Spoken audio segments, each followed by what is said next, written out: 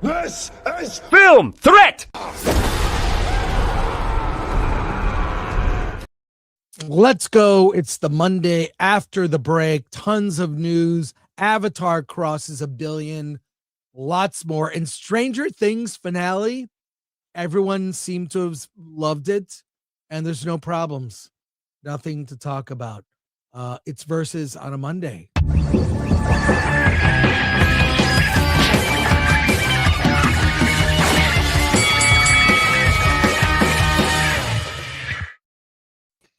Hey, everyone. How's it going? Hey. Hello. What up? Happy New Year. Did everyone survive the break? I'm dead. No. Barely. Barely, Right. man. Life model Barely. decoy. Oh, my God. Let's go around the horn. Please plug your channel and we'll get started. Yo, what's up, everybody? Derek Anderson, the DA. Glad to be here. Just getting over a lot of wild times over the week. But yeah, let's chop it up. Let's talk about it. Blaine from Criticless.com and Criticless Cast. I am excited and glad that my kids are back at school. It's been great. Steph, my nerdy home. The new year started off with a bang. Happy New Year, everyone. Hello, I'm Elaine at Nerd Cookies here on YouTube, where I chat about sci-fi and fantasy news, theories, and lore. So glad to be here. I haven't seen you since last year. I was getting withdrawals. Let's go. Yeah, Alan Ing Film Threat last night with the Critics' Choice Awards, and Jimmy Kimmel won out big. Big cry. There you go, everyone. All right. Let's see. Is that we got some people here? Let's just say hi to the chat. Andrew Cram gifted 5 Film Threat memberships. Thank you, Andrew. Dark Sith 87. Haven't caught y'all in a while. Just want to say happy birthday, Rob. Hopefully birthday, he's here to receive birthday wishes. And Lord Comet for 2 afternoon CG and panel. Thank you. Badger, sorry I took over there for a sec. Just want to get started. And let's start with the box office. Alan, bring up the numbers. Avatar crossed 1 billion. Is anyone surprised? Nope. No. Oh, no. I'd be shocked if it passes No. 1.7. Yeah. Where are we, Alan? Yeah, it's not enough to make 1 billion. We have to make 1.7 billion. Yeah. Well, what's it break even? 1.2? Well, no, I think some of the cost of the film was spent in the first film. Mm. So I don't think it's Way of as water. expensive as you think it is. Yeah. Okay. Because like all the water tank, the technology, that was all done in the first movie. They're just using it again in the second movie. So I think, but $1 billion, $1 billion. I'd love to make $1 billion movie. Alan, can you go through the top 10 and then we'll come Yeah, on? let's do this. Avatar, Fire and Ass comes through at 40 million. And as you say, crosses the $1 billion mark. Zootopia 2 continues to do well. Surprisingly, The Housemaid stays strong at 15 million. I believe it's a legit hit now. Booba. Yes, Marty Supreme, big winner last night for Timothy Chalamet at the Critics' Choice. Anaconda does decently well with 10 million, bringing it up to 45 million. SpongeBob, David holds strong. Song Sung Blue, if what I was told the movie was made for, it is now profitable. Wow. And Wicked for Good comes in 9th, and then Five Nights at Freddy's at 10. Okay. Oh, and We Bury the Dead comes at 11. Well, We Bury the Dead, which I declared the worst movie of 2026, and it was only the 2nd of January at that point. So go back and watch my review. I do not recommend it. Daisy Ridley has not made anything worthwhile since her stint as Rey. It's unfortunate because I really like her as an actress. That wasn't worthwhile either. You could have just stopped it. She's not made anything worthwhile. Well, Wow. unfortunately, yeah. As we look at the Star Wars sequel trilogy, I mean, you're right. I mean, I think she's a good actress who's cursed with bad scripts.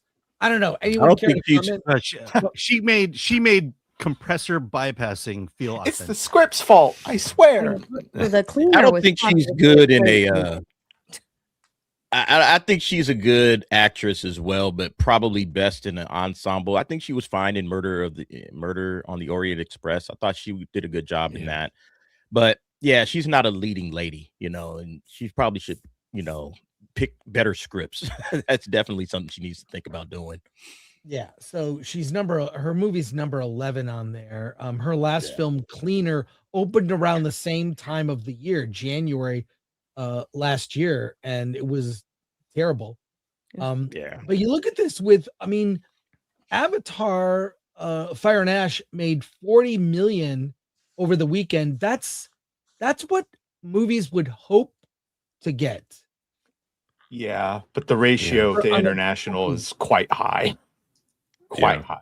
Well, true, but 40 million domestic, that's decent. Yeah. Pretty amazing. Especially after the year we've had. Yeah, no kidding. Yeah, 300 million domestic, 780 international. And that's what, 25% for China, 40%. People love the spectacle. Yeah. Let's see. Let's see. Yeah, this is just weekends. Total box office. China almost at 100 million. China. And France is another big one. Wow. Followed by Australia. So yeah. What's the UK? What's the UK doing? You got that? UK, 28 million. Very popular with the Middle Eastern community. Of course, the United Kingdom's going to be. Oh my God. Yet no word from Venezuela. Oh, too soon. No, it's not too soon. Maduro's getting a special screening. Yeah. Let's just say the people were doing something different instead of being in theaters over the weekend. Real quick, before we talk Stranger Things, Alan and I, you can hear it in Alan's voice. He's probably as hungover as I am. We were at the Critics' Choice Awards last night, and I'll just say, was it the gayest award show ever? Well, definitely. It definitely was. Wait, I'm having trouble. You just hit the here. What's that? Here, add to. Okay, got it. Try it now. We're professionals. Okay, try it now. There we go. I can confirm. Mark Malkin. Hey, look it at was that. the gayest award show. Let's go. There you are. Did you ask him if it was the gayest award show? Because you had to, man. No, I walked right up to him. I said, "Hey, I'm a big fan. I love you on social media. Love to get a selfie." And he said, "Yes." I also got a picture with Jeff Goldblum. Oh, me too. He was great. He was talking to everybody. But the significance of the Critics' Choice Awards is this: they tend to mirror almost exactly the Oscar nominees, not necessarily the winners, but the Oscar nominees. Let me show you. We're going to go through really quickly from Hollywood Reporter, Critics' Choice Awards full winners list. Alan and I were in the room when we were sequestered away from the celebs, but we were in the room in close proximity. No, I was by the TV table. So I was by right. I was by the Succession people, by the Righteous Gemstone people, and some other TV show. Well, it's like Thanksgiving dinner. There's the kids table, and that's the critics at the Critics' Choice Awards. But if you look at the nominees and the winners, I'll go through real quick. They tend to mirror what the Oscars will be, and the Oscar nominees will be announced. I believe it's the third week of January. We'll be doing a 5 a.m. reaction to that when it happens. Best Picture: Begonia, Frankenstein, Hamnet, Jay Kelly, Marty Supreme, One Battle After Another, Sentimental Value, Sinners, Train Dreams, Wicked for Good. I've seen all these movies. One Battle After Another was the winner. I kind of feel like this is almost going to mirror exactly what the Oscar nominees will be. Oh, sadly, it was. Yeah. Best Actor winner was Timothy Chalamet.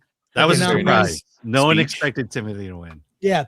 Timothy Chalamet for Marty Supreme, Leonardo DiCaprio for One Battle After Another, Joel Edgerton, Train Dreams, Ethan Hawke, Blue Moon, Michael B. Jordan, Sinners, and Wagner Moura for The Secret Agent.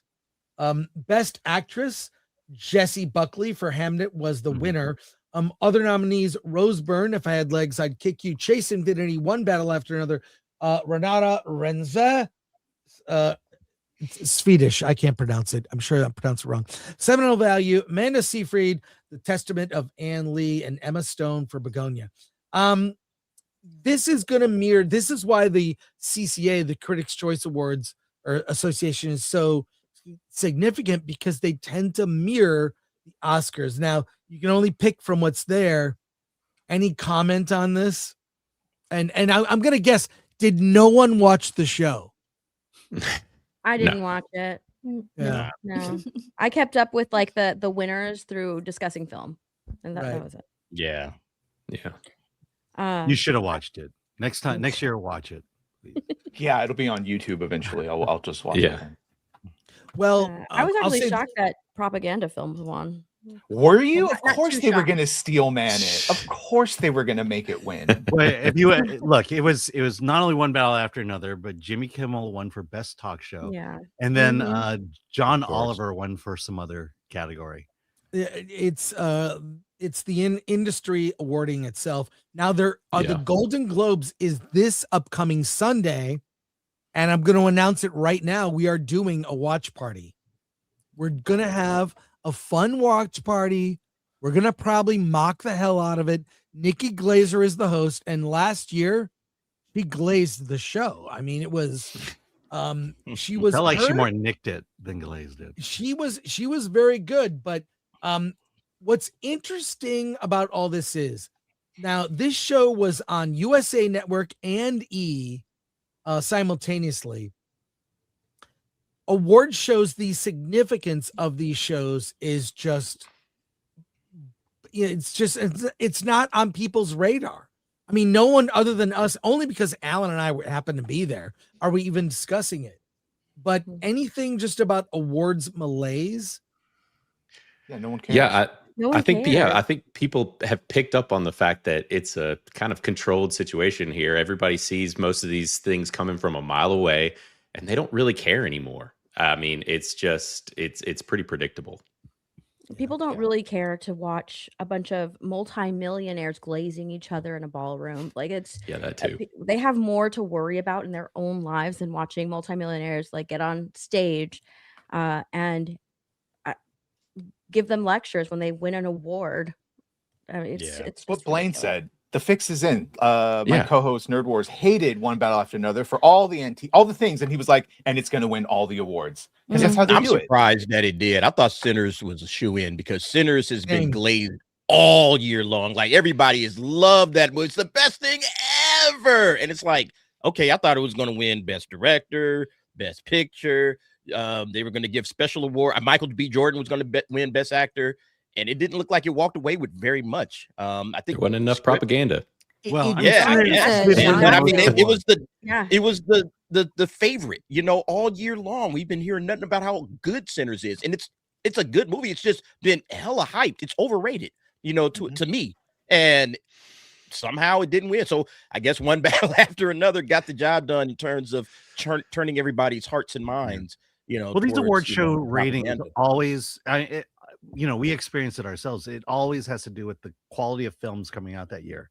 And the fact that one battle after another is the best movie this year tells you the quality of films that have come out this year. Yeah. Sinners can stand on Sinners its and own. F1, those are the only real ones. Frankenstein, I love Frankenstein, but no one talks about it because it never hit the theater.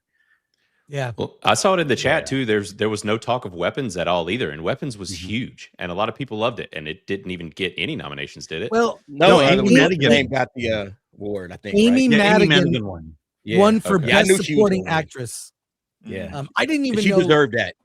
Yeah, She I was didn't good. even know that was her. It was weird. In the I movie. did not recognize Yeah. her. So kudos to her. But look, the Globes is this weekend, but YouTube, the Academy Awards will be on YouTube in 2029. This is how, I'm not saying that's a bad thing. YouTube is accessible to anyone. It's the #1 streaming service. Yeah. Will it's that kind of bad. improve? I It's mean, kinda will that, bad. but also, I mean, Nah, man, the prestige now. What's the prestige now? You're Right. just on Exactly. YouTube. The prestige of the Academy Awards is going to take a major nosedive Yeah. just from that alone. So, They Like, if did the that to Griff- It'll themselves, honestly be though. interesting to see like the amount of people who tune into YouTube and compare it to people streaming in their bedrooms. Yeah. People That's It'll mostly probably watch do better clips of the- numbers. or clips of the shows on YouTube, anyways. Yeah, but what Dante or what Verbal What- Rights what? said. God damn it, I can't even speak. Sorry. Wow. EA. I'm having a retarded. I did a double racism. Is that It's Michael gonna B. lose its Jordan joining prestige. us? Thank you. It's going to lose its prestige. It already We have did, Netflix. Right, but that's my Yeah. point. Like, what's the reason for Netflix to put anything in the theater, even if it's just mouse service? Of like, Yeah. we'll put it in for 2 weeks so it can qualify. Who cares about qualifying? It's a streaming show now. Yep. Well, the Globes will also indicate where it's going. I do think the Oscars are kind of anticlimactic with all of these. There's awards exhaustion, because then there's the SAG Awards, the DGA Awards. All of these things lead up to the Oscars, and I think just audiences have checked out. Well, and I So, think too that all those exposés last year about how voters didn't even watch the films. They didn't watch Doom Part 2. They yeah, picked winners when they thought that other actors in the category already won. It was they weren't in the right frame of mind to watch films. So that has been going on. And I feel like it really took a hit in that sense. Like how often people who should have won didn't, just because of these stupid reasons. Mm-hmm. Yeah. all right, let's pivot from Critics' Choice Awards.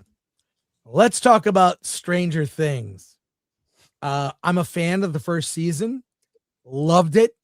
Great. It was almost a perfect season. Then I started watching season 2 and I said, maybe we don't need, I'll stop right there. Justice for Barb, by the way. Barb, Right? yes. Thank a lot you. Barb. You have this main character disappear, and the entire story is about him being missing. And then another character disappears, and no one seems to care. Okay, a little weird. But if you've not seen seasons 2, 3, 4, or 5, let me catch you up with something real simple. A YouTuber here, Man Caring Thing, said he made this video. Basically, every dialogue scene in Stranger Things. It's only a minute. Let's take a look. Well, that plan failed spectacularly. We'll never be able to save Will and Holly, not to mention 50 random children and the whole universe. Not with that attitude. Well, have you got any better ideas? Bingo. Hey, where are you going? See this pen? Imagine this is Will. Why are you suddenly out of breath? Just go with it, moron. And this space shuttle is 11. This better be going somewhere. Now imagine this spooky skeleton is Vecna. Okay. And this book, it's a book that I'm trying to finish. Right. And this microphone represents Hegel's philosophy of absolute idealism. Whatever. And this Saturn V rocket represents all that exists in the universe, which means Vecna is the rocket field that powers the pen. If Vecna's a spooky, scary skeleton, Holly and Will are in his ribcage. Exactly. Which is the Upside Down's mind palace. And this demo is trying to get home because Vecna's homophobic. Yes. So are we saying This whole strategy was Vecna's original plan. To get Will's friend, sister, to find 11's friend. Bingo. And when everything comes together, Upside down, inside out. it's worth a shot. This might be stupid enough to actually work. Well, that plan failed spectacularly. That's the show. That really That is. is the show in a nutshell. You have now seen seasons 2, 3, 4, 5. But for those that saw it or avoided it, any comments? And then we're gonna go to an article in a minute. Well, I mean, it was kind of a long ways to fall after last season too, because if you were all in, the last season was fantastic for the people that like this show. It is considered to be the best season. And then to follow it up with what they did this season, outside of the whole coming out thing and all of that stuff, it felt like a group of 2-year-olds wrote it. Like, not that this show was heralded for having the best writing ever, but the decline for this season was so drastic for me that it was hard to watch. And so it's not that it was all bad for me personally. And this actually, I've loved the show, but this current season was rough. Like, it was, I think it went out substantially worse personally for me even than Game of Thrones, which is saying something. Yeah. Wow. So it was a bad way to go out, in my opinion, for how much I loved this show for the majority of it. So yeah, it's just it was a steep decline in quality across the board for this final season. Yeah, Very I think it's homophobic. hitting like the hardcore fans of Stranger Things a lot harder than everybody else. Always thought the show was okay. I really enjoyed the first season. I thought the second season was a decline from that. By the time we got to season 3, I checked out, and I didn't check back in until like 2024 after season 4 dropped, because everybody kept saying season 4 was better. And so I went and watched season 4. I had to catch up to see with season 3 wherever I left off. And then season 4 was pretty good. It was actually really good. So I had expectations that they were going to finish this thing on and really stick the landing, and they absolutely didn't stick the landing. I don't think it's the worst show in the world. I don't think it's on that same like, oh, it declined as bad as Game of Thrones. Game of Thrones was an epic fall. All right. That was like going off the side of the cliff like Wile E. Coyote. That was bad. All right. This one was just not as good as anything that came before it. And with the coming out scene, right, it just kind of felt like, all right, they don't really have ideas. I thought this show had maybe enough ideas for a solid 3 seasons, and they pushed it to 5 seasons, and they really didn't have enough story for 5 seasons. Should have That's ended the way I for look sure at it. 2 seasons ago. Yeah, 2 or 3 seasons at most, and they've kind of gotten out of here and had a nice, decent hit. But yeah, I think a lot of people are going to remember that it just ended with a dud. Well, Yeah, are you guys seeing the internet lore right now? Everybody freaking out, saying that in 2 days there's going to be another episode. Have y'all heard about any No, of I this? haven't seen that. I haven't heard Dude, any of it is So- everywhere. So because of how messy that finale was, people are starting to, but there's also these little Easter eggs all over like their socials for Stranger Things and all these other sites, and people are doing what the internet does. And essentially, they think that on the 7th, which is Wednesday, there's going to be another episode, and that basically it's going to make it so the majority of the finale actually was like in that's cope. Vecna's mind or something. I think it is too. And that But speaks to the fact that like it was so badly written and everyone's so Right. apathetic and drawn out. There was no stakes whatsoever. That's why everyone's focusing on the gay shit. It was like, 5 minutes in one episode because there's nothing else warranting enough to talk about. And also, at least for me personally, I just had another show that dealt with kids fighting an ancient evil where there were actual stakes, actual good acting, and made me feel shit and lock in. And of course, it welcomed dairy. Like it's a Welcome to direct Dairy. comparison. Yep. So it just So didn't get good. me. It didn't get Yeah. me, but it welcome See- to dairy did. Season 1 was just so superb, and I do think the subsequent seasons were never that as good as that first season, and that was just something special. The storytelling, the atmosphere, the tension, the way they did the Demogorgon hunting, so good, and they never sustained that same magic. They fell off season 2. I enjoyed season 3, and 4 I loved much better, especially because of Eddie. Joseph Eddie. Quinn's Eddie Mhm. was very Yeah. special. But that was such a epic conclusion to that season. And then I haven't watched the finale, but I watched volume 1 of season 5, and I was bored to tears during volume 1 that I just haven't had any urge to watch the rest of it. No. The only interesting thing that happened was at the very end with Will and having those powers. That was the only thing that's interesting. And most of it was just these long drawn out conversations about people's feelings. And the world's about to end, and we're talking about like these relationships, like those are the most important things. Like a coming of age thing. It was never about that. That was always a backseat to what was going on, the strange things happening. And I'm really upset actually that it just feels that they didn't have an idea, but they just wanted to drag it out, that they didn't have a satisfactory way to end it. There wasn't enough lore there, that are good ideas, but they just wanted to do another season. Just The lore 'cause. is there, but you have to watch the stage play in order to see all the shit we actually cared about with the Let's see upside the stage down play. and the first evil. Yeah. Well, let's take a look at this parody here. I don't know if we'll watch the whole thing. It's like 3 minutes, but this is what everyone was talking about. Buckles! First of all, thank you for coming out here. I know it's been a busy day. Vecna is out causing chaos. Holly has been kidnapped, possibly being tortured or killed outright. Wheeler family's really been through the ringer this week. How's your dad, by the way? He dead? I haven't heard you talk about him once. Anyway, and so I thought now was the perfect time to pump the brakes, derail everything we've been doing for the next 5 to 10 minutes, and really share something personal about myself. Many of you know that I'm different, but I'm different on top of being different. Not only was I taken to the upside down, but I also found myself in the process. But don't get me wrong, we are alike in so many ways. My friends and I share all the same common interests. We love shopping. We love eating long popsicles.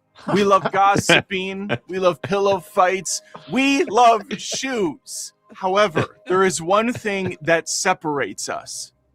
I fucking hate girls. They're the worst. Yuck. Bleh. Just thinking of them makes me ill. And that's not saying I don't like girls. They're fine-ish. They have their place in the kitchen, but they're no Mike. I'll tell you that, right? They're no Mike. I guess what I'm really trying to say is when I graze around this room, there are 3 or 4 guys I would just absolutely wreck if given the opportunity. And listen, I'm not the only one. Robin over there, she's gay as fuck. She's running a 24/7 arts and crafts workshop with Budget Molly Ringwald over there, scissoring up a storm. She's singing Rockin' Robin until the cows come home, right? Yeah.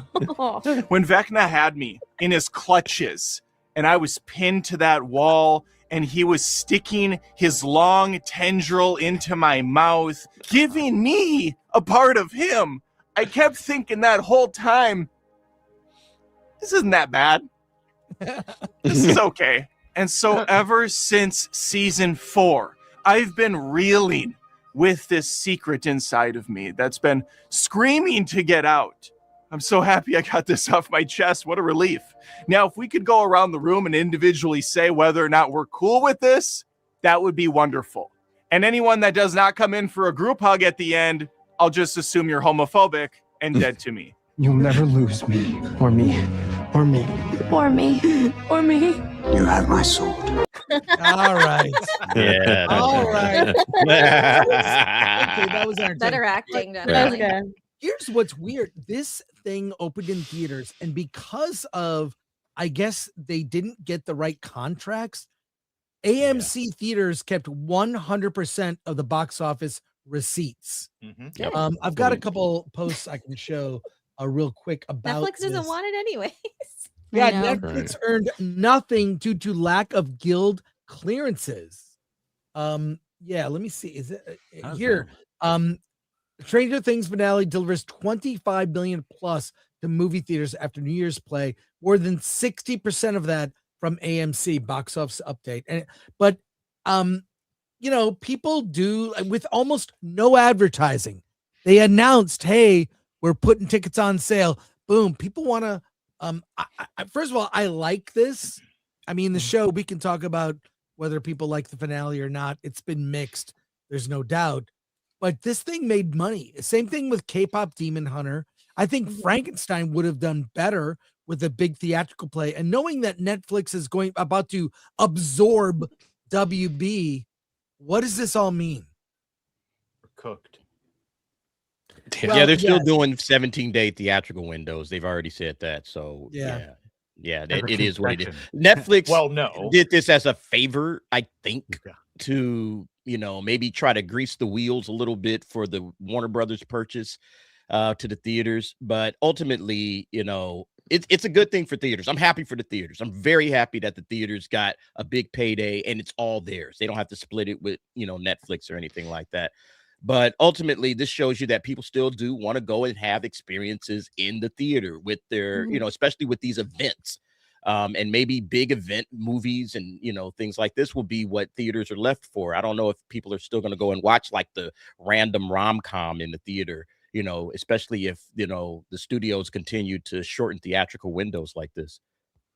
Yeah, I think you're right. I think I read somewhere that Netflix did this as like a good faith gesture that, you know, we will put things in theaters. 17-day windows, though, like that's really, really Yeah. short. But overall, I think that you're absolutely right. People do want to experience these things in theaters with people around them who love the exact same thing. So it does show that people will go to the theaters. They want to experience movies in the theater if it's something that they love, surrounded by a lot of people who love the exact same thing. It's just that we haven't really been getting a lot of that lately. Yeah.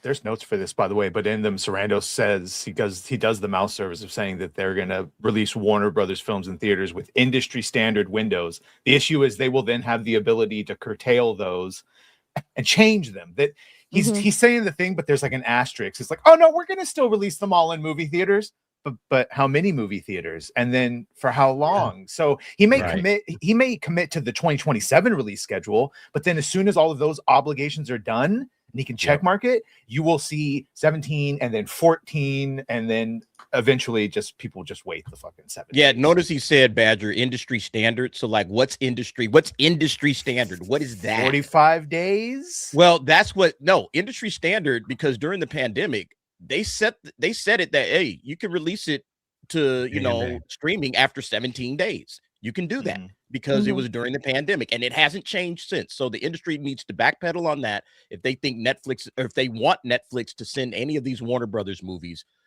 out to theaters longer than 17 days. Otherwise, 17 days, again, it just competes directly with the business model of Netflix. Netflix wants you at home on your couch watching Netflix. They do not want you in theaters. Theaters are a direct competition to what Netflix's business model is. Yep. So there's no sense in, Netflix saying, oh, we're going to do it for 45 days. Like, why? We could do this for 17 days, send it straight to Netflix. It's gotten whatever it needs for awards, like, okay, we got the right amount of time for the awards. And now we're just going to send it to Netflix and that's that. Yeah, I mentioned this on Friday, but Netflix has leverage. They don't need theatrical in any sense. They don't. They don't. Yeah.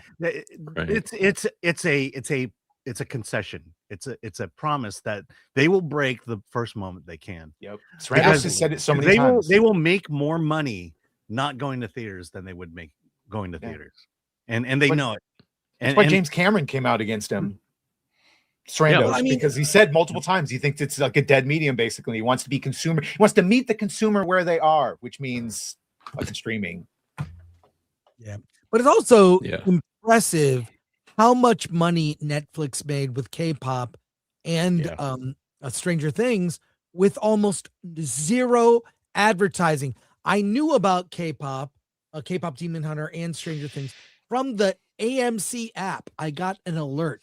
Literally, their advertising was a notification on my phone, and it's sold out. Now, I just think that's remarkable. And shows you maybe all this, like I saw an ad. This is a movie that we're reviewing on Friday. There's still movies coming out to theaters, even though we're in craptacular January. But Greenland 2, get your tickets now. I've seen commercials for it during it looks good. NFL games. I like that movie. I like the first one. I didn't think it would get a sequel. It's a fine disaster movie. I'm gonna see Greenland 2. But do people respond to, these cut down trailers as movie ads played during TV shows or sports is pretty much the only TV thing I watch on regular TV. There's nothing else. That's it. Although I'm watching Pluribus now and it's actually pretty good. I was kind of, I'm going to wait till I finish. I'm going to finish it. Did you finish it, Elaine? I finished it. Yeah. Okay. By the way, the issue with the streaming is that then they just make streaming movies, and it's very hard to make a big bombastic blockbuster when you know it's just going to come on streaming. Like it's part of the life cycle that you need those big movies that have their theatrical releases. Wasn't Train Dreams a Netflix film? It got best cinematography. Yeah, and I was okay. Best cinematography, and it's on Netflix. It's like I want to see that in theaters, man. I want that to have a long theatrical run. I mean, the thing about Train Dreams is it was a Sundance movie. Had no distribution at that time. Netflix bought it, and so it was always meant to be in the theaters, but no one would buy it. I actively tried to see Frankenstein, but it was only 400 theaters, and they weren't playing at mine. It was like, bro, I'm trying to give you my money, but they already have my money from my Netflix subscription. Yep. Right. So they don't care. And the drag is Frankenstein wasn't even on very many good screens. the screens they did play. I mean, look, I have I got like to see it in IMAX or Dolby Digital. And it was I think it's because of their beef with AMC. That was the deal, is they had all this problem with it because that was with us, is like all of our good theaters are AMC, all the Dolbys, all the IMAXs. And I didn't want to go get shot to go see it at the best theater that it was playing. Right. Right. I just miss They was when playing studios Frankenstein in and the hood. All right. They were, man. What, Elaine? Elaine, you were saying. I miss when studios and theaters worked together and wanted each other to succeed. And it's this war going on. It seems that they're just like throwing scraps to the theaters, and theaters are barely holding on. I think it's really unfair what's going on when they were just this nice system that you know wanted each other to succeed, but now it's theaters are at the decline. But there's Where's so Tom many Cruise? that love those shared experiences, that love these event films, and I love to go to the theaters. And I don't know, I just miss when they weren't at each other's throats, that they wanted the theaters to succeed. I'm not even kidding. Where's Tom Cruise to go talk to Sarandos and be like, come on? I think he's the only one that could convince him of keeping that theatrical experience. Facts. I'm Honestly, sure you know what? You know what? It's going to take the creatives. It's going to take the directors that are going to say, you know what? Netflix, I'll make a movie with Warner Brothers or whoever buys Warner Brothers, but it's going to get a long theatrical window. It's not going to have this abbreviated 17-day window. And they need to probably get something. I don't know if you can, but you got to get something in a contract in writing by the directors, the creatives that are making the movies, and saying, this is getting 45 days or I'm not doing it. And that's it. And they have more power, I think, because Netflix is buying Warner Brothers, or it's attempting to buy Warner Brothers because of the prestige of Warner Brothers and all of the IP. So I feel like this: if the creatives make a stand, Netflix is going to have to allow it, because why? Otherwise, just all creators don't work with Netflix. Don't work for them. You got 4 other studios you can work for, you know. And then now it's going to take a real hardcore stance from some of these guys to make it happen, to keep theaters alive. Otherwise, if they just go with the flow and they just take the money, then theaters are going to die. Yeah. It's not the prestige, dude. They're IP mining. They just want that sweet IP I know. so they they don't care can about milk that prestige, shit but out. But the filmmakers do. So the filmmakers, they want to be on big screen. They don't want to be in your living room. I mean, eventually they'll get there, but they don't want to be there. That's not where they want their films to debut. So it's going to be on the filmmakers to make that happen, you know, which makes me really curious as to how things are going to go with this year's negotiations with SAG and with Warner, with the WGA and all of these guys. It's going to be really interesting to see how that goes. Man, if they strike. Oh, man. Yeah, it's going to be rough. We'll see what happens. Guess what, folks? Marvel is back. In a few weeks, all the episodes, I believe it's January 27th, all the episodes of Wonder Man will debut. I'm certain Alan and I will get to see it early, except the embargo date will be the date that it drops. But if you've not seen the trailer, or if you already have, let me refresh your memory. The last trailer was pretty good, actually. Here's the new trailer for Wonder Man. I can't wait to hear your thoughts. You got this, man. You just gotta go out there and crush it. Where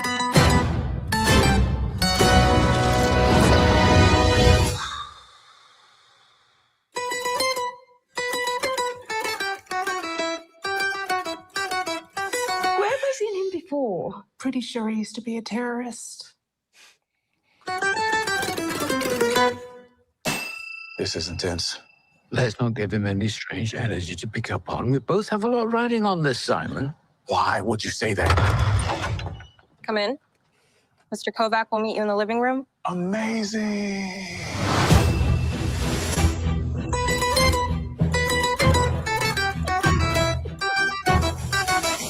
A superhero remake.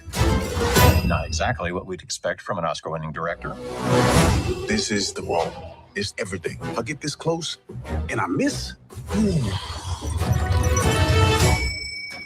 I'm gonna need you to sign this to confirm you don't have superpowers. yeah. I need to be in this movie. Zah! I was born to play this character. Acting is the sum of everything you've experienced. The joy, sadness, loss, heartbreak.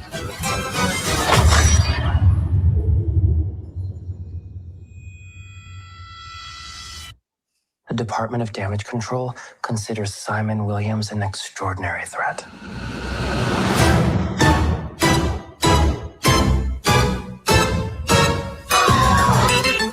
What?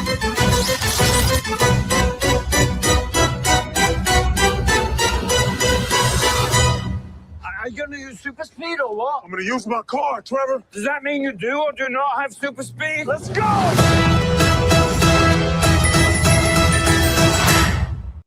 All right. What do we all think? Let's go around the horn. Some said it looked like Wes Anderson shot it, and now I can't see it. Can't unsee it. I don't hate it. I'll be honest, I don't hate it. Kind of looks far removed, like very meta, and Yeah, this is going to be meta Marvel with a commentary on superhero fatigue, which could be interesting. I don't know if Marvel's going to do the comedy the way that I would need to see this in order for it to work. I like Ben Kingsley as an actor. I think he's great. I like Yahya Abdul-Mateen as an actor. I think he's great. So I'm not going in completely hating it, although it doesn't feel like a Marvel. It doesn't feel like it doesn't feel like Wonder Man, for crying out loud. The only thing this show has in comparison with the original Wonder Man is the name of the main character, Simon Williams.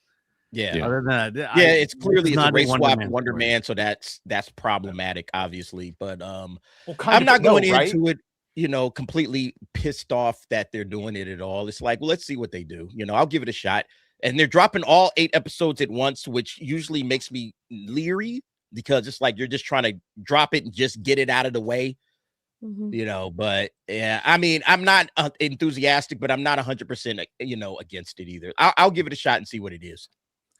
I'm gonna be real. I have no idea who Wonder Man is, and I think And you that's. still I won't. think they're banking on that. Like you pulled up something that says like normies don't know who Wonder Man is. I think that's what they're banking on, and they're giving you just enough in this trailer to pique your curiosity, so you tune in to the first episode.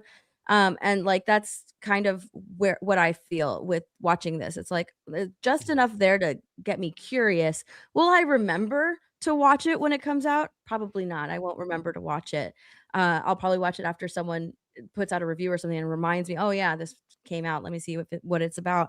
But that's and how I feel about this trailer. I have no idea. I can't be upset because they race swapped a character. I don't know who this character is. It doesn't seem like a Marvel show. The only thing that I know about any of these characters is Ben Kingsley. And I don't know why he's roaming around free. I guess I missed that somewhere. Because wouldn't he be considered a terrorist? Why are they making that a joke? Oh no, he's been No, he's an free actor. since He saved the Shang-Chi world and in yeah. Oh yeah, I have no idea. Yeah. I don't watch Shang-Chi. Well, Yeah, so also, oh good. I I have was no just idea. gonna say I have no clue. they're bringing back Damage Control too, which is super weird. They were initially going to do a Damage Control TV show like 100 years Yeah. ago. Well, they're in and Spider-Man now they too, so they're probably exactly. So they're still working. But the which issue is they're weird. not really making Wonder Man. They're making an in-universe Marvel where Wonder Man is a comic book character who was white and the one you all want it to be, and he's just a fucking actor. And there's a new law where people with superpowers can't be actors. I don't know how they squared that one away. And so he's going to obviously develop powers and then be the real Wonder Man with an asterisk, but he will it seems very meta, like the studio, but in the MCU. Yeah, you just sold me. Thanks. Yeah. Well, I have it I'm on. not into it. I'm not into this meta thing. I don't Well, know. It looks well. Alan, remember when you said no one cares about comics, no one reads that shit, so who cares to let them do? Yeah, well, guess what? That's how it feels. That was their that was their Totally attitude understand. with the Eternals, right? Nobody knows who the Eternals are. Nobody We're just gonna cares, do so we can whatever just do we want. whatever we want to do with the Eternals. And No look how one read big the extended Eternals- universe, so we're just gonna make it whatever we want. We'll make it whatever we want. Look how that turned out. So I'm also coming into this with that same framework. Okay, you guys clearly don't care about the character of Wonder Man. You're just doing whatever you want. So, like I said, I'll go in with an open mind, but I have a feeling.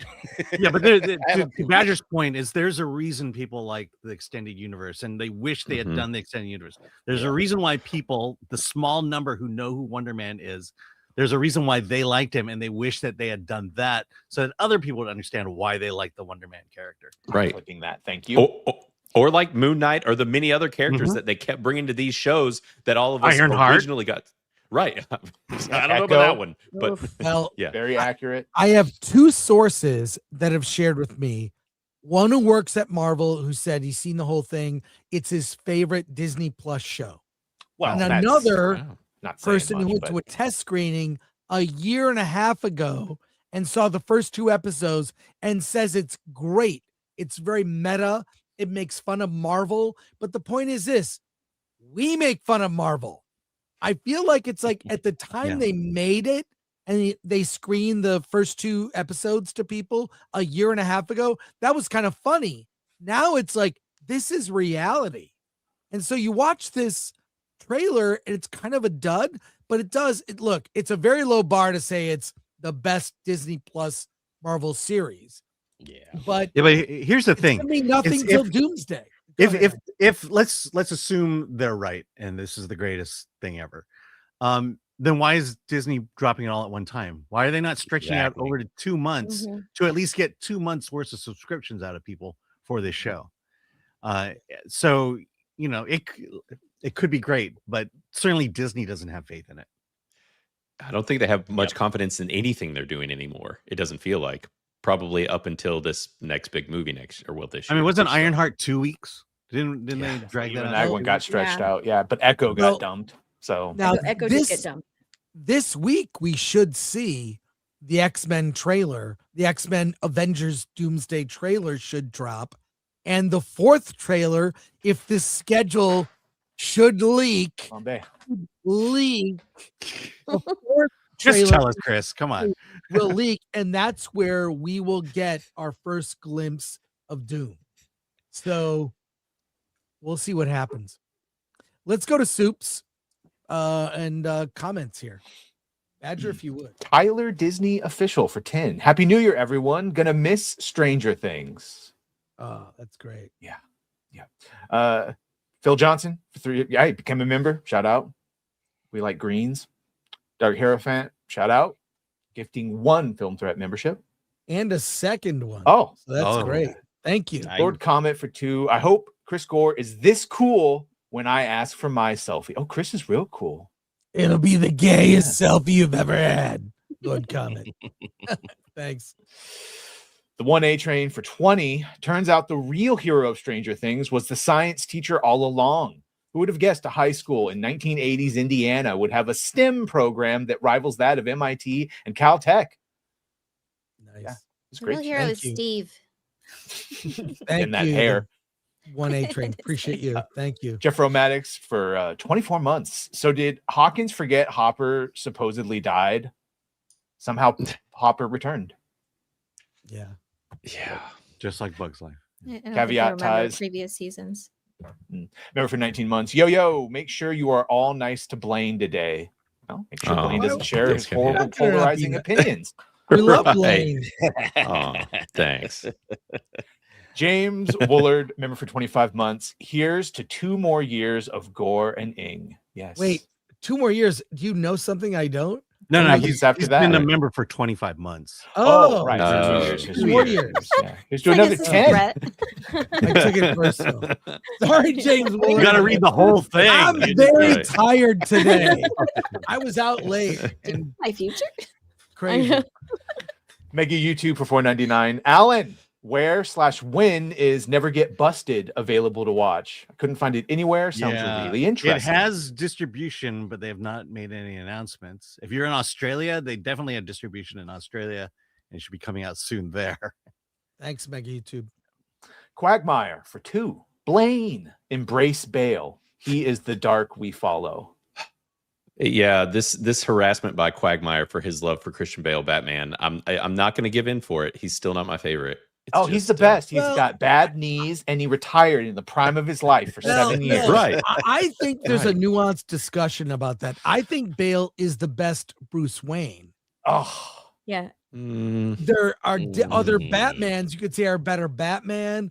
There are things I like about all the different Batmans. I think the Ben only one Affleck I did a great dislike. Bruce Wayne. I actively dislike Clooney as bad. That was terrible. Did Mm. you Clooney see acted Batman Clooney's and Bruce Wayne.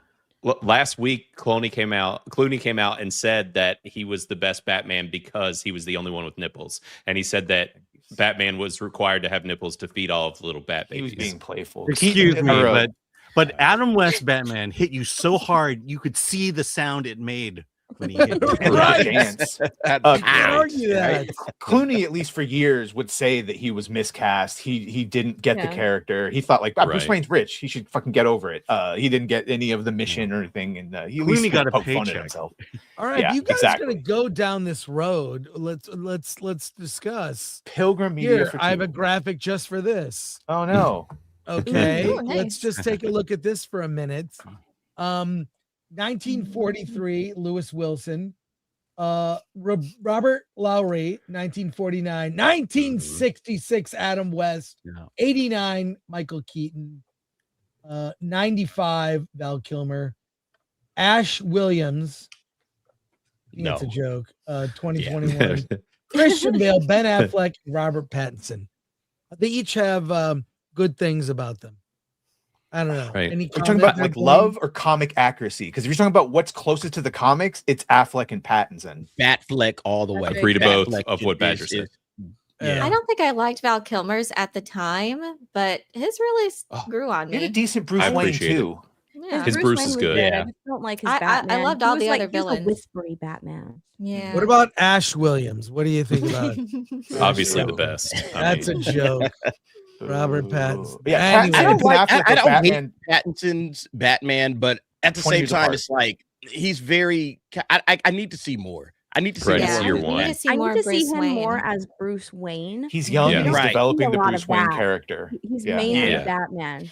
So I mean, with his- yeah, in the sorry. next one, if we get a little bit more Bruce Wayne, then I'll be. I think that's what he said. The main thing is about him finding Yeah. that balance of being Bruce and Batman. right. I liked his because it's a week in the life of Batman. I thought that was really unique. So, but with that, we didn't get the same origin. We didn't get to spend as much of a time progression of his evolving as the character. So it was just this one point in time, which is interesting to go. I like that direction. But yeah, I'm eager to just see more of him in the next, and especially with Bruce Wayne. So Affleck it's really hard has to say now. the most accurate costume, the most accurate Mhm. fighting abilities. His Bruce Yeah. Wayne looks, talks, Yep. sounds like Bruce Wayne. He's all the things. I know everyone's like, but he killed people like by Who like cares? secondary Look, effects. Like, bro, Keaton set someone on fire. His BVS action scene, the best Batman fight scene we've seen in live action, period, point Yes. blank, is Yeah. the warehouse scene in BVS. Facts. Yeah, so for that alone, all right, for that alone, he gets my Yeah. vote. And I the think line- Christian Bale with Batman Begins, believe? just seeing the origin of Batman with Bruce Wayne, everything they showed us there. I thought that helps his character out a whole lot. Just seeing him from a weak, kind of whiny kid, growing into Batman. That was kind of dope. Yeah, and I need my Directed Batman. by Katie Holmes. And I need my Batman to be. It's like he needs to be able to stand toe to toe with the Justice League and still be like possibly the best person on the team with prep time. Yeah. You can't have bad knees. Do you know what I'm saying? But Ben Affleck's Batman is sitting there bobbing and weaving and dodging Doomsday and grappling and like fighting like I need my Batman He's to awesome, fight. man. Personally. He had the screen Ben presence.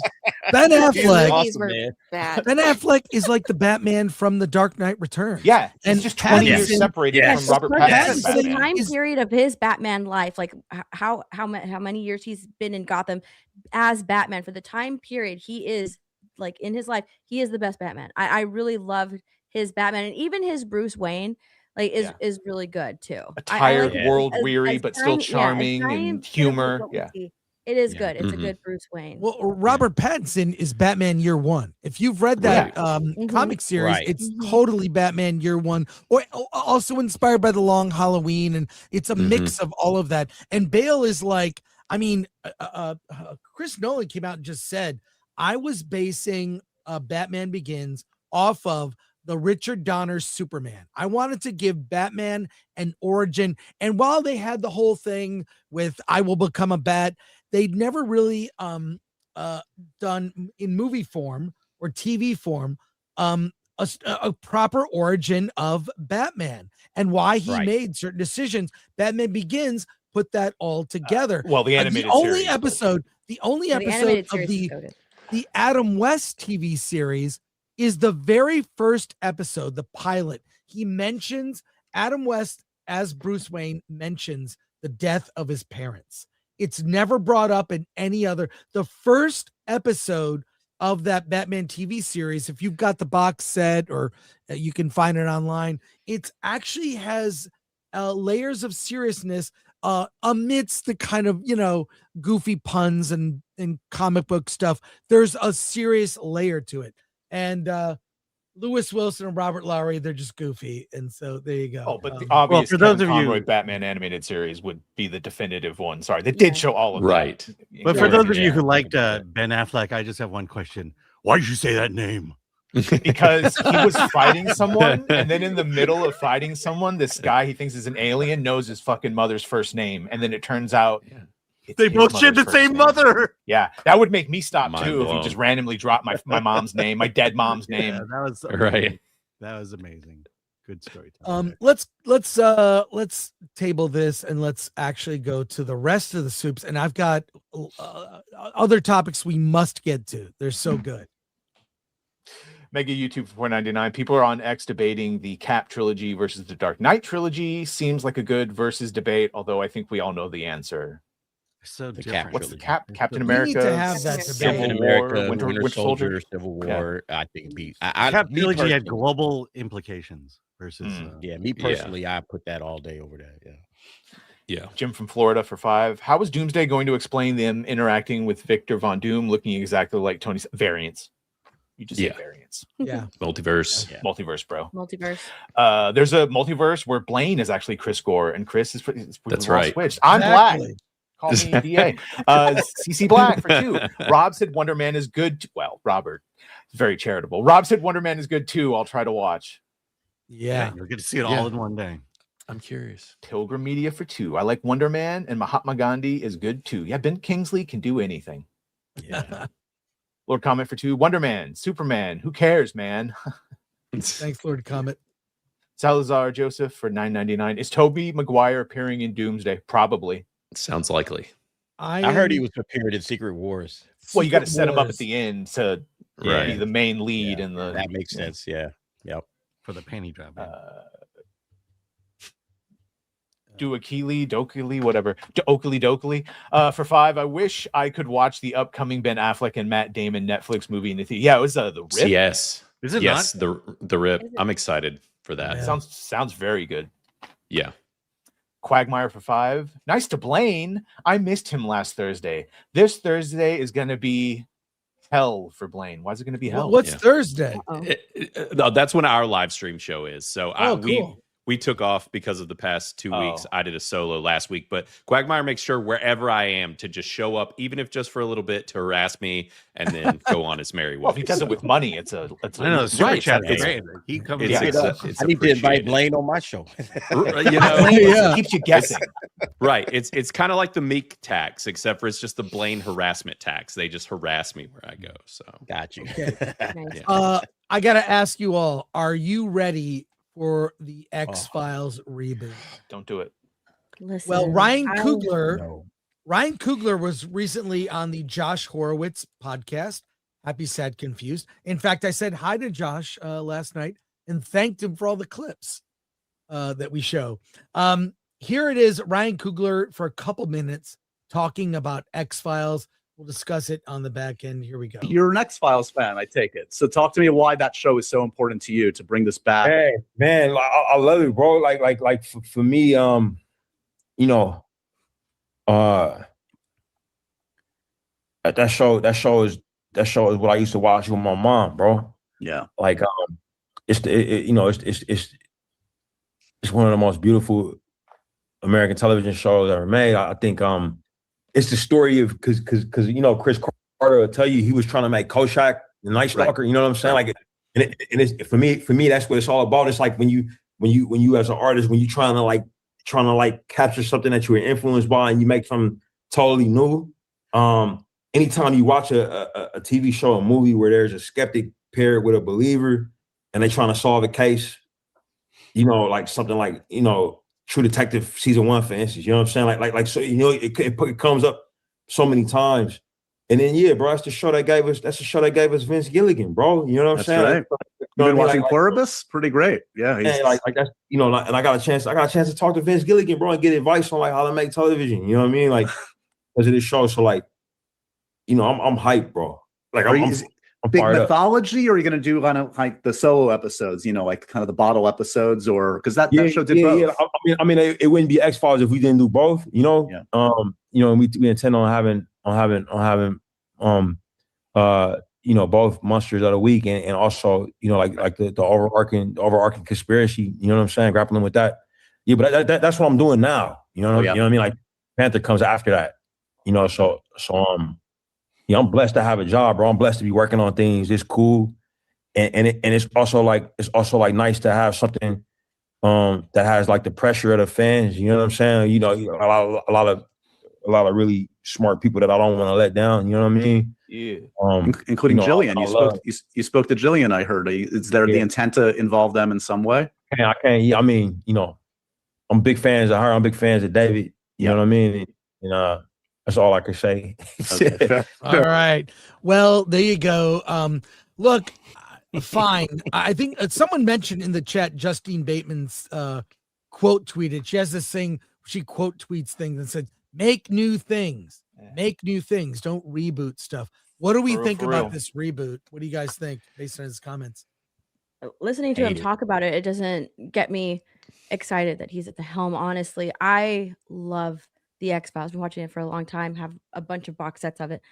And listening to him, it doesn't sound. I mean, he might have loved it and watched it growing up, but it doesn't sound like the passion is not there. He wasn't mentioning like things that you would mention when you're watching, when you are a fan. He said of his the mom X-Files. loved it. His mom loved it. Yeah. My mom liked it. So it's like, yeah, okay, bro. are But you when they doing this black, for you your gonna like mom, or it you more, doing this more because for you real, like for the real. On God. property?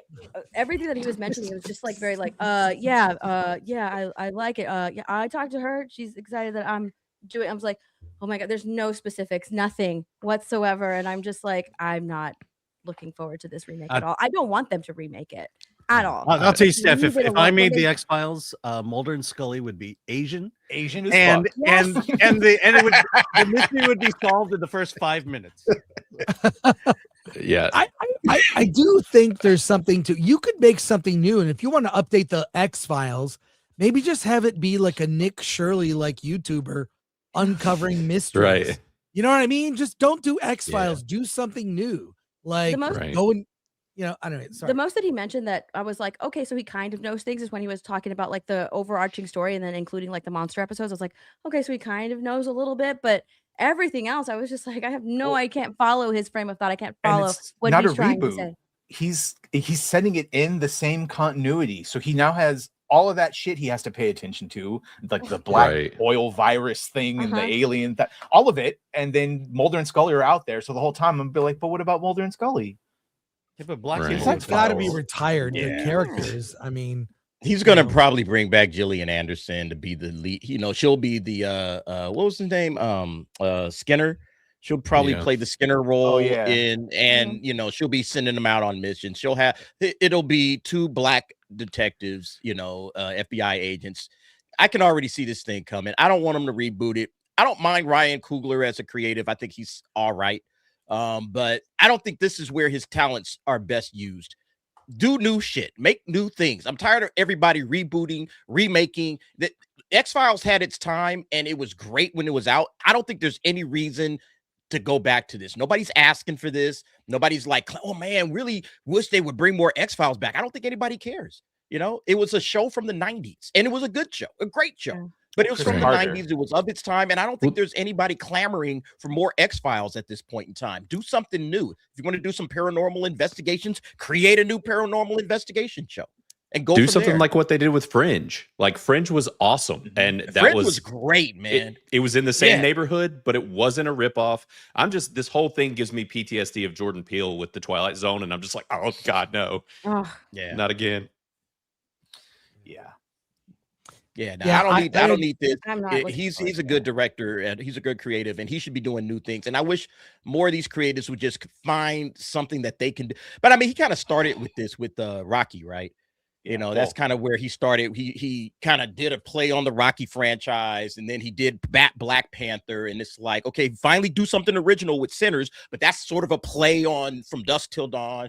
So it's like, okay, let me see what you can do, Ryan Coogler, out of your own mind. Go back to Fruitvale Station and you know, create something new, different, unique. Stop doing what everybody else has been doing for the last 20 years, which is just remakes, reboots, sequels, prequels, and spinoffs. Tired of it. Based on hearing him speak just now for the first time. While learning how to make. Oh, he sound like every cousin I got up in the Yang area, bro. He sound like everybody, all my cousins up there, because I got a ton of cousins. He sounds very much like the people around. Yes, I'm kind of more impressed that he's able to like get across complicated themes and emotions and shit. Because if we think in language, hey, yeah, I was just like, bro, get to it. Let's get some words in there. Real, yeah. Hey, the music. It's the day the music died. What? MTV is dead. What? December 31st, 2025. The network no longer exists. I don't know how much you were affected by this. I was in high school when MTV started. I can't think of anything that had more cultural impact on young people, and especially myself at the time. It informed everything. Fashion, music taste, watching music videos.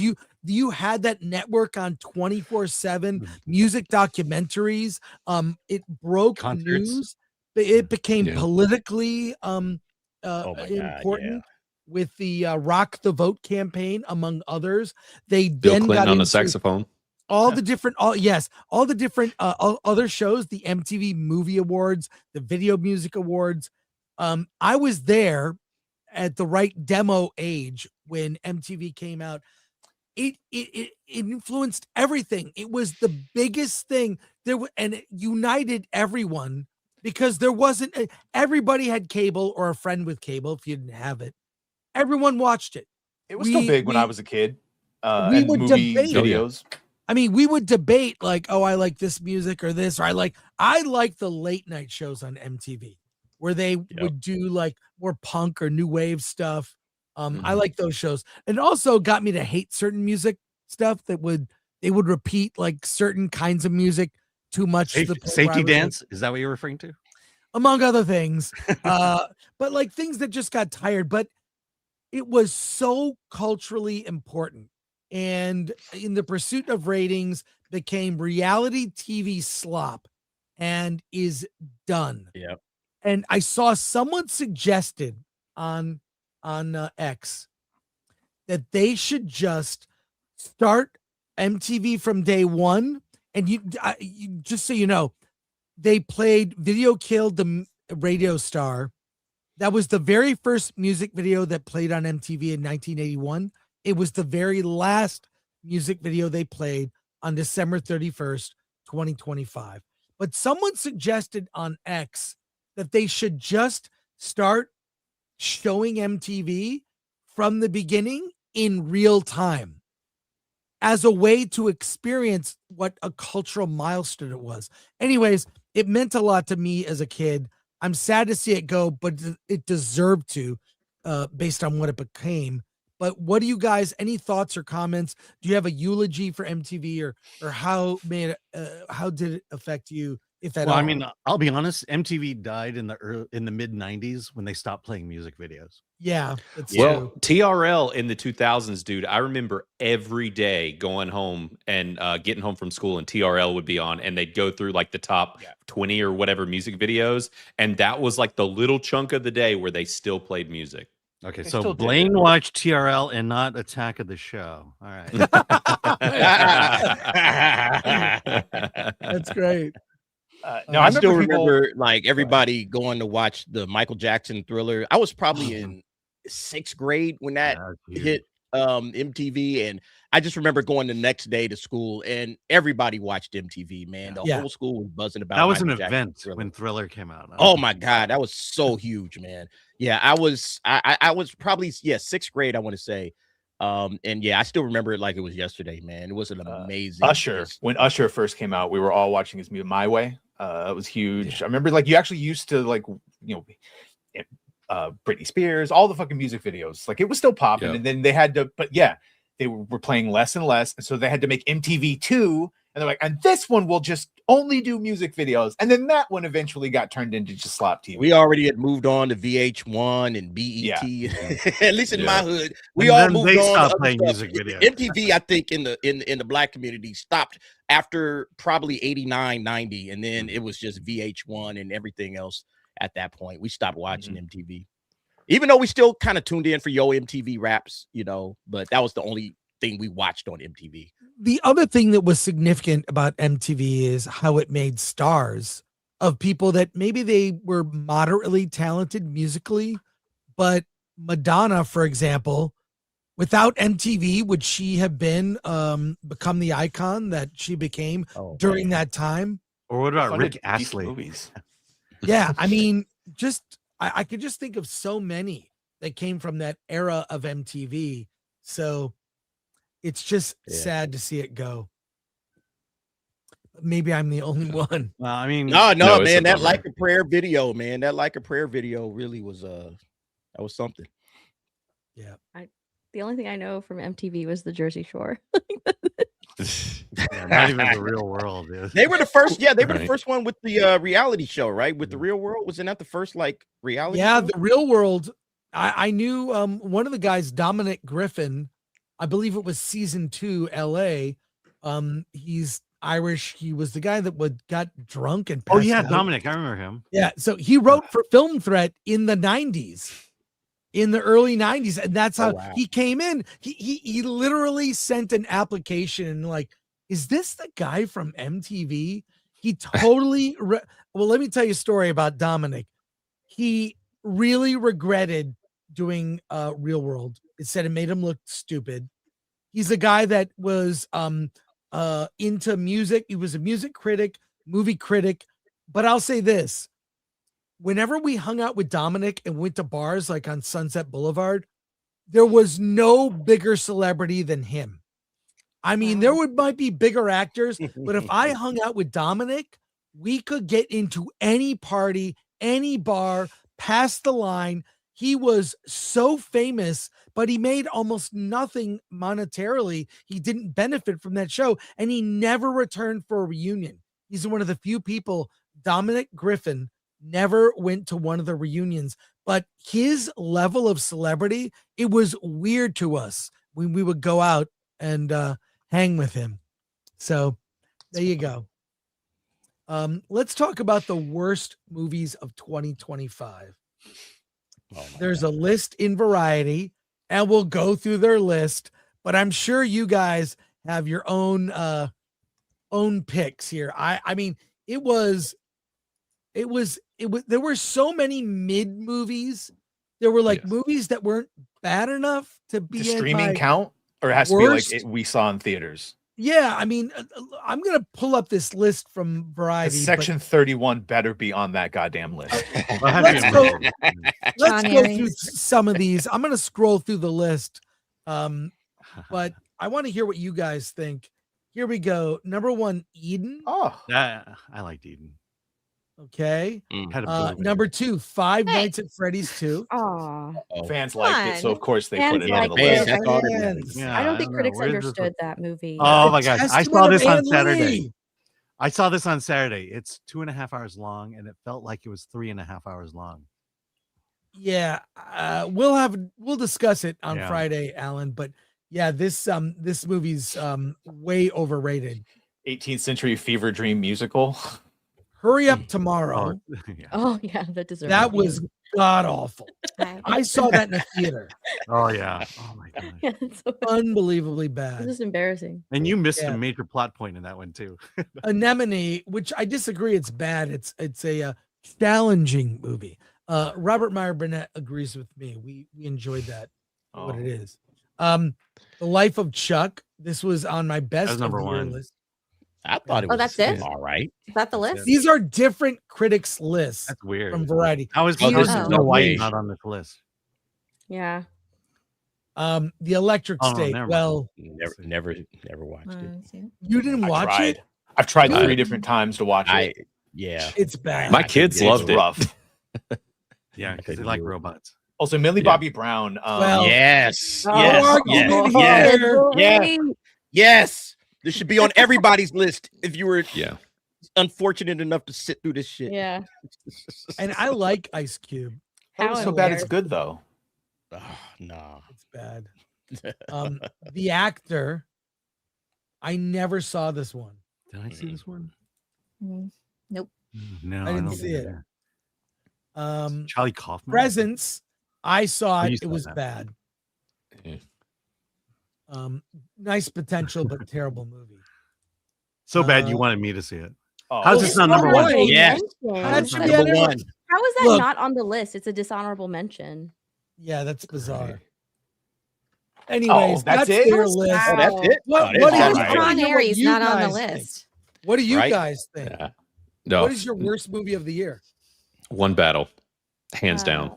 Wow. Snow White. One Battle and Mickey 17. Mickey 17, I wanted to walk out. Yeah, I Mickey freaking hated that 17. movie. I wanted was, to like that a movie so disappointment much. for me because Me I too. was looking forward to it and it looked so neat, and then you go in and watch it and it's just awful.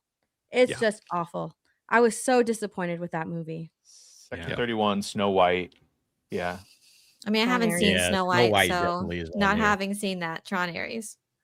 Well, I think Snow White's pretty much on everyone's list. What I that liked I've about seen. Snow White was it was not only a mess on screen, but it was a mess behind the scenes too. Mm-hmm. Yeah. Everything leading up to it is just a complete mess.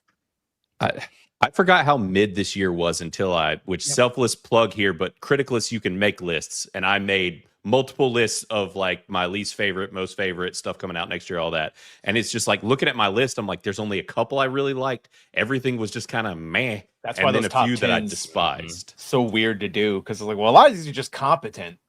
Yeah.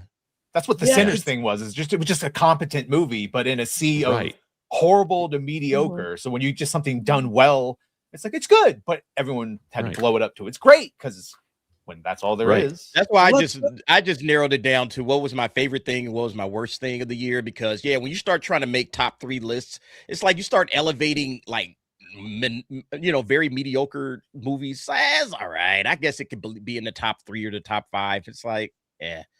I just keep it to the best thing I saw this year, which again is going to be Last Samurai Standing. Go watch it. Oh, Worst that's thing such a great show. I loved it it. is so Yeah, freaking good. so good. And then the worst thing that I saw this year really wasn't a worst thing or TV show, but just Black Snape being announced as that was the worst thing of the year in 2025 for me anyway. But yeah, well, Wait for Cynthia Revo Voldemort. That's gonna. I'm more Hope optimistic not. for don't even 2026. put that in the atmosphere, man. Yeah, 2026. Obviously, look, whatever we think about Doomsday, I'm looking forward to it. I want to see it. I want to see if they can pull it off. The new Spider-Man. Yeah.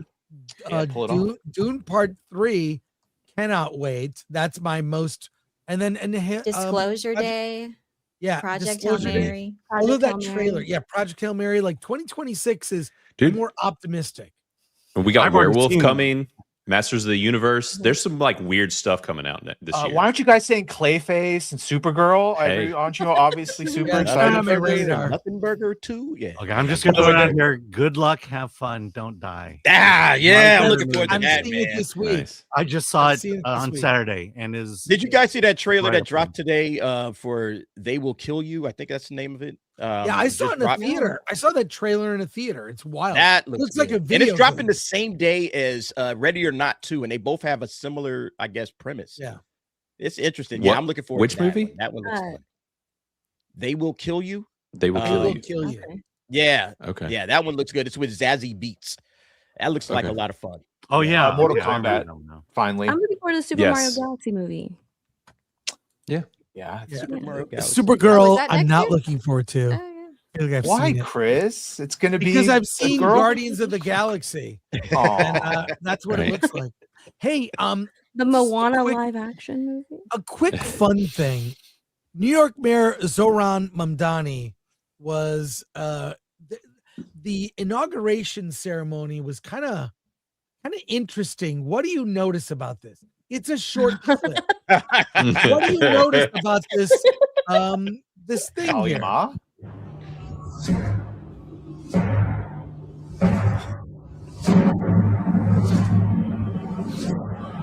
This is bullshit. Rigidity of rugged individualism with the warmth of collectivism.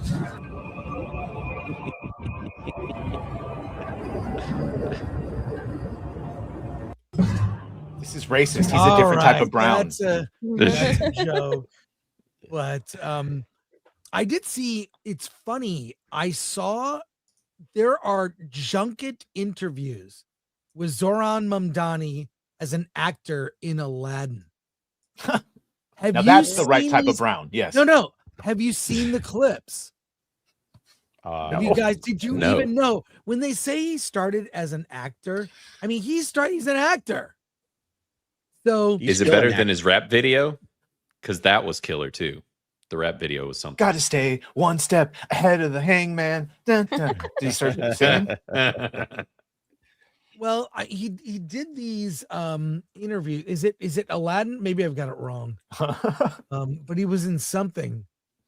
Yeah. All right. I can look it up. Oh yeah, later. the Queen of Katwe, I think. Is that it? I think it was that one. Oh, okay. Yeah. He's good at the interview, honestly. He's actually decent. So was John F. Kennedy. Yeah. I'll show you this. I'll show you some of it. But yeah, I mean, I wish he had pursued acting because what it looks like New York is about to become is very sad. So let's take a look right here. All right. Zohan Mandami, thank you so much for joining us and welcome to South Africa. You're very welcome. It's a pleasure. You were brought in as a music supervisor for Queen of Katwe. And as we know, music is almost the last string that brings the picture together. It tells the story. It's the tie-in of the whole story. How was that for you? I mean, being anywhere involved with the music will be a daunting task, but to be a supervisor at that, it must have been a mammoth task. So I actually created a playlist for Mira, who also happens to be my mother. Nepotism and hard work goes a long way. So in February, I made a playlist, even before shooting, of a kind of a sound that the film could have. And that was as far as it went for the first few months. I was supposed to assist the music supervisor, but I ended up picking all the songs for the film. And so the music supervisor, Linda Cohen, graciously allowed me to share the credit with her. And one of the first things in terms of a process is you sit with the director and you do a thing called spotting, where you sit with them, watch the film, and they tell you where they think a song should be. So you go through, okay, there are maybe 25, 30 spots for us. Is there a way he can bring his music career back? What do you guys think? Oh, but he has a city to run. Why would he bring his music? Too busy raising prices. All right, folks, let's pivot. We have no opinions. Rotten Tomatoes is predicting the Oscar nominations. Oscar news is going to heat up. One of the last Oscars that will be, on network TV. But here are their predictions. Let me throw this up on screen here for Rotten Tomatoes Oscar noms. We'll go through it here. I don't know if you have notes for this story, but Best Picture, no surprise, Sinners. It was just an accident. Sentimental Value, Frankenstein, Hamnet, The Secret Agent, One Battle After Another, No Other Choice, Train Dreams, Marty Supreme. This is basically the Critics' Choice Awards nominations. This is not really exciting news. I can go through the list, but what do you guys think? And does anyone even care about the Oscars? Honestly, no. I think that's the bigger discussion. Who's hosting? Conan O'Brien. Yeah. Oh, okay. Conan O'Brien. Yeah. No. Really don't care. Oscars haven't been the same since like the Steve Martin. Steve Martin. Billy Crystal, didn't Billy Crystal? Billy Crystal, yeah. Yeah, he was great, man. All those and like the big mashups of movies that they would do, like the parodies and shit. if the critics choice, that's the one that just came out, if those are any indication of like the movies that are going to win at the Oscars, like the winners of those, yeah, I'm even more uninterested in watching the Oscars. Yeah. Yeah, they've just had such a hit to their reputation that it just feels that this is all politics, that it's all just campaigning that studios do. They shell out so much money to campaign for their movies as opposed to, you know, films that warrant true consideration, and then voters that weren't even watching the movies in the categories. Yeah. And it just feels like the entire reputation is tarnished. And if they started to, you know, celebrate cinema and the achievements, like true achievements in film, as opposed to, I don't know, just going with the whims of whatever studio campaigns the best for their films, then maybe I'll take it seriously again. Yeah. I blame Will Smith too. Like kind of joking, but kind of serious. No, Yeah. I blame Will Right. Smith too. Like he totally fucking ruined that whole thing, and it's turned into a Will Smith slapping Chris Rock. And like, talk about disrespecting the dignity and prestige of it. Like, could you imagine? Yeah. It's And just then not the what it worst thing was, he then gets up and accepts an award. Yeah, and he gets a standing sad taste. ovation. He gets a standing ovation from Yeah. people in that room. It was that That was wild. ridiculous. creepy It and was so freaking laughable. weird. Yeah. Yeah. Are they Yeah. still doing Well- do they do that, or was it ever a thing they did that best popular movie or whatever, most outstanding popular film achievement or something? The of shit that you guys nature? actually like. That's Golden Globes. Like box Right. office Oh, that or Golden Globes? something? Okay. No. Because I feel like that's Yeah. something that could possibly bring audiences back in. Talk about the movies audiences actually went to watch. Because how many people Well, went yeah. to watch Marty Supreme? You know, and it's going to win awards. And yeah, Sinner probably will be the one that, you know, maybe made the most money out of these Best Picture nominees. And they're not talking about movies people actually went out and watched. They're talking about Like like F1. the high art. You know, it's Mhm, like, and there's F1 nothing wrong with that, but you know, like audiences are going, they want to know that the thing I went to watch is looking at getting an award. That's what people want to see, you know, but nobody sees these movies. And so of course the Oscars Yep. become irrelevant. And they never take seriously genre films. Yes. You can tell there's always a bias against science fiction.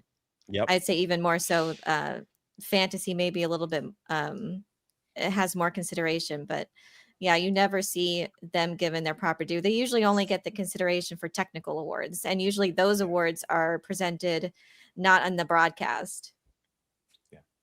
Yeah. Not Lord only of the Rings Oscars, was the people get exception. like kind of interested in, at least for me, and you know, a few of my people that I know, they get interested in seeing like the movies that win these awards after they've won them. Like, oh, I've never heard of that. Maybe I should watch it since it won an award. And the movies that are winning awards this year are, at least for me, are propaganda political films, like One Battle After Another, Adolescence. Like, I couldn't believe that movie won awards last night. Yeah. It used to be the kind of creating interesting, weird indie adjacent or just full blown indies that would win. And the regular folks would be like, oh, that sounds cool. I'll go check it out. But like Yeah. Soph was saying, it's like now it's just like trash. It's just more advertisement for their propaganda film. So people will go and Yep. watch it because they didn't watch it beforehand. And so, oh, it won this award. Let me go and check it out. And it's nothing but a propaganda film. Well, let me just quick commentary here, because I do think Timothée Chalamet, because he's so popular, I think he has a good shot to win Best Actor this year. But I'll say this.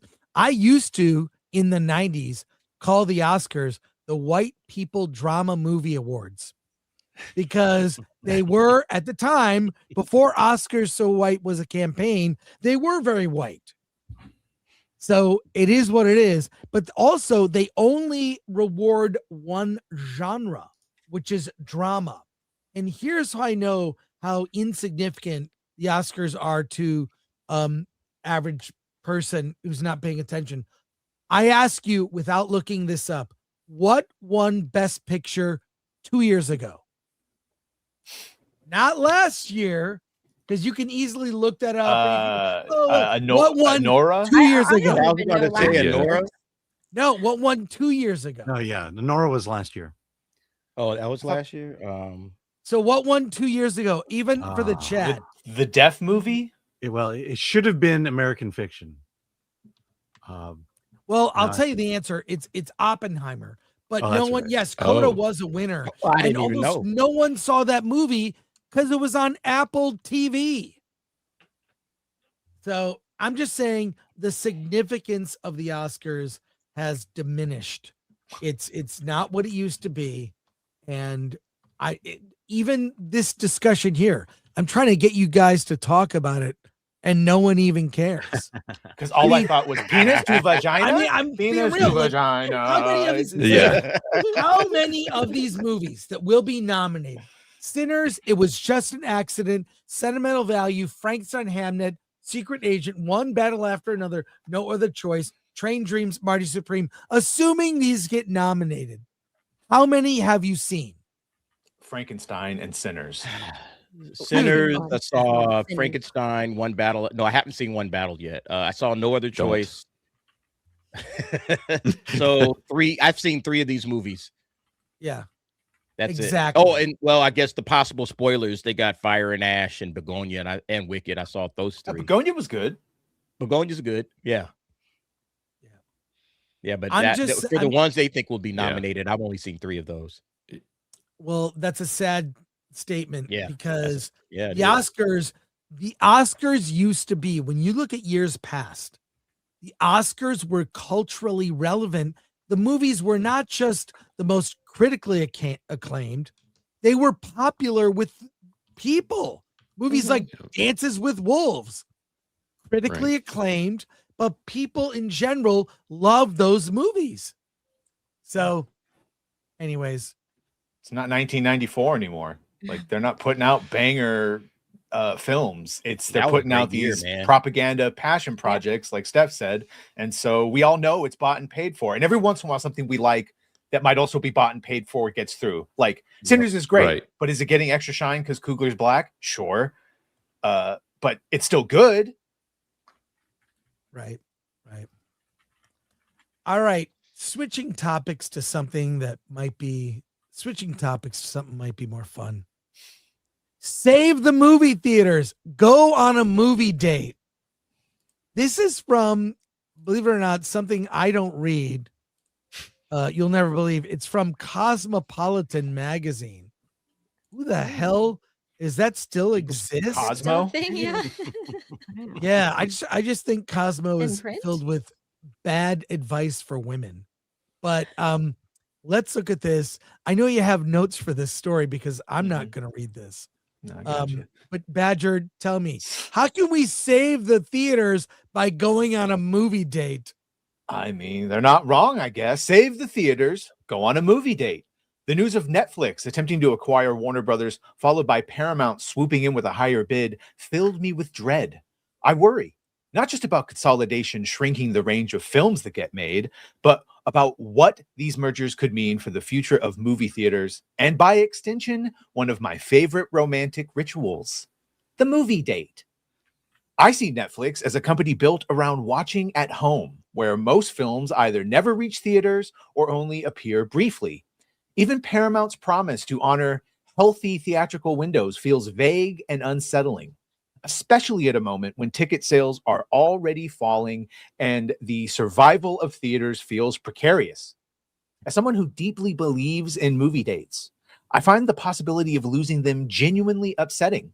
For me, going to the movies has always been the best date option, beating dinner or drinks, and I hate the thought that future generations might never experience meeting someone new to watch a big screen release together and do naughty things in the dark. Oh, sorry, she didn't say that last part. I push back against the idea that movie dates are bad for conversation. To me, their magic lies in the opposite. They remove the pressure of small talk and replace it with shared silence, followed by an easy, built-in conversation afterward. Walking out of a theater gives you something meaningful to unpack together, whether it's debating characters, praising performances, or quietly noting red flags in a date's interpretation of the film. I also believe there's something uniquely romantic about sharing emotional reactions in a theater, laughing, Crying or exchanging looks during intense scenes creates a bond that's hard to replicate elsewhere. The dark, intimate setting allows for small moments of physical closeness that feel natural and exciting. And I see that kind of experience as an essential, harmless part of human connection. I kind of agree with all of that. Yeah. What do you guys think? Now, this article's not for me, clearly, based on the venue here, Cosmopolitan. But I go to the movies 3 or 4 days a week anyways. So. And who goes with you? You, Alan, you're going with me. But what are your thoughts on this? I think it's kind of obvious. You know, even when I was a kid, going on a date to a movie was, preferred, because you're not really, let me get rid of that. You're not really, you don't have to sit there and small talk or whatever. Also, you actually get to watch the movie, and then if you do things right, you get the fun, sexy time afterward, as opposed to a Netflix and chill where it's like, sometimes I did actually want to watch that goddamn movie. Right. You mean we're done? I want to go back and watch it. Yeah, I love going to the movies for date nights. Yeah. And if they talk through the movie in the theater, it's a no-go, so you can get rid of them. So. And I was saying that dinner in the movie used to be the go-to easy first date. If you're just meeting somebody for the first time, it's like, okay, let's go to a movie and then let's have dinner after. Sometimes you do dinner first or whatever. But I mean, it's too expensive. It's like you're going to a movie. It's like, okay, that's what? $15 a ticket, maybe on average. And then you got to get popcorn and drinks. And you're looking at like $60 to go to the movies, or you can Netflix and chill and save all of that money and maybe even eat better food. So it's like, what's killing movie theaters is bad movies and high prices, and somebody's got to step in and fix it. Otherwise, theaters are dead. Why do you think that Netflix and chill became a thing? Yeah, it's an inexpensive date that could lead to something. Let me show you an example of what it's like to watch a movie at home with your partner. This might as well be a documentary. Honey, the movie's starting. 1 minute. I just gotta go to the bathroom. Okay. 1 second. I just have to put on my sweatpants. Previews are on. What? Nah? No, I'm good. Is there a blanket in there? I'm sure you're gonna miss the beginning. Okay, ready. Crap, I don't have my phone. Why do you need your phone? What if there's an emergency? Someone gets hit by a car. Somebody gets sick. They can't get in touch with me. And what am I gonna do? I'm just gonna be sitting there watching a movie? Okay, I'm just gonna hit pause. It's okay. I'll figure it out. You always say that. So which one's the bad guy? The robot from the future. Which one's the robot? It's Arnold Schwarzenegger. He's never a bad guy. Well, he just killed 8 people, so. Why did he come back from the future? To kill the mother of the guy who killed him before he. Hey, don't we know her from that one show? I don't know, maybe. Yep, IMDb says she's from that one show. Great. Wow, she's in a lot of stuff. Are you even watching this? Yeah, sure.